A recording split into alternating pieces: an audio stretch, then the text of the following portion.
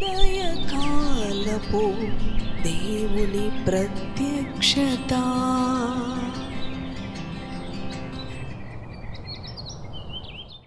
Praise the lord, హల్లెలూయా. ప్రభునందు ప్రియ దేవుని బిడలారా, ప్రభు యొక్క అత్యంత కృపను బట్టి మరి యొక్క ఉదయకాల దేవుని ప్రత్యక్షపు వాక్కులోనికి వచ్చి ఉన్నాము.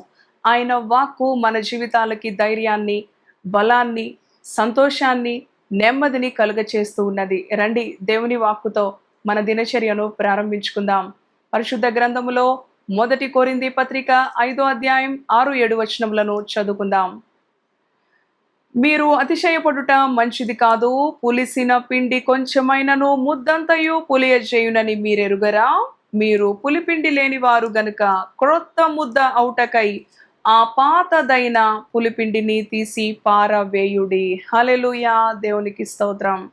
అవును ప్రియ దేవుని బిడలారా, మీరు అతిశయపడుట మంచిది కాదు. పులిసిన పిండి కొంచెమైనను ముద్దంతయు పులియజేస్తా ఉన్నది అని ప్రభు మాట్లాడుతూ ఉన్నాడు. అవును, కొంచెం అవిధేయత మన పరిశుద్ధ జీవితాలను పాడు చేస్తూ ఉంది. కొంచెము, అవును ప్రియ దేవుని బిడలారా, కాఠిన్యత, కొంచెము కృతజ్ఞత లేని జీవితం, కొంచెము అపవిత్రమైన జీవితము పులిపిండి లాంటిది, ముద్దంతయు కూడా పాడు చేస్తుంది. అవును, మంచిగా మరి ఎంతో స్వచ్ఛంగా కలుపబడిన పిండి ముద్దలో మరి గత రాత్రి కలిపిన పులిసిపోయిన పిండిని కలిపితే అదంతయు కూడా మరి స్వచ్ఛముగా కలిపిన ఆ పిండంతయు కూడా పాడైపోయినట్లుగా మన ఆధ్యాత్మిక జీవితాలలో కొంచెము బుద్ధిహీనత మన పరిశుద్ధ జీవితాలను పాడు చేస్తూ ఉంది. మరి ప్రసంగి గ్రంథంలో కూడా ఉంటుంది, బుక్కావాని తైలములో చచ్చిన ఈగ పడినట్లుగా.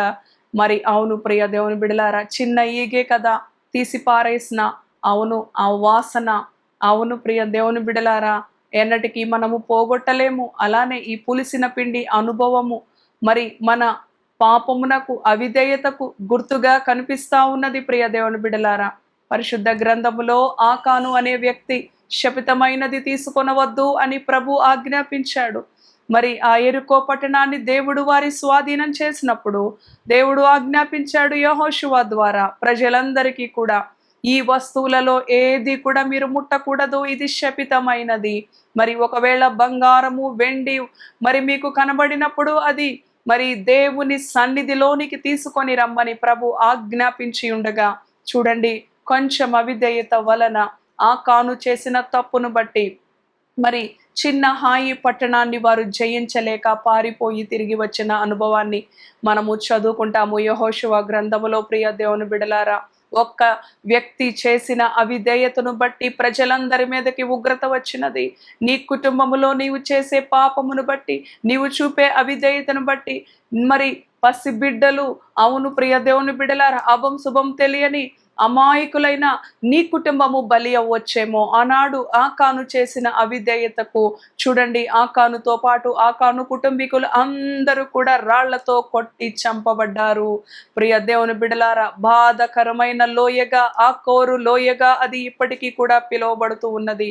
కొంచెము పులిసిన పిండి మరి చూడండి ముద్దంతయు కూడా పాడు చేసినట్లుగా మన పరిశుద్ధ జీవితాలలో సాతానుడు ఎన్నో విధాలుగా అపవిత్రపరచాలని మన యొక్క ఆలోచనల ద్వారా, తలంపుల ద్వారా, మాటల ద్వారా, ప్రవర్తన ద్వారా, అవును దేవునికి దూరంగా తీసుకొని వెళ్ళాలని ఎన్నో ప్రయత్నాలు చేస్తూ ఉండగా, దేవుని వాక్యము మన హృదయములో ఉండుట ద్వారా, దేవుని వాక్యమును ధ్యానించుట ద్వారా ఏ పులిసిన పిండి మనలో ఉండకుండా, ఏ అవిధేయత మనలో ఉండకుండా దేవుని వాక్యము సరిదిద్దుతూ ఉంది.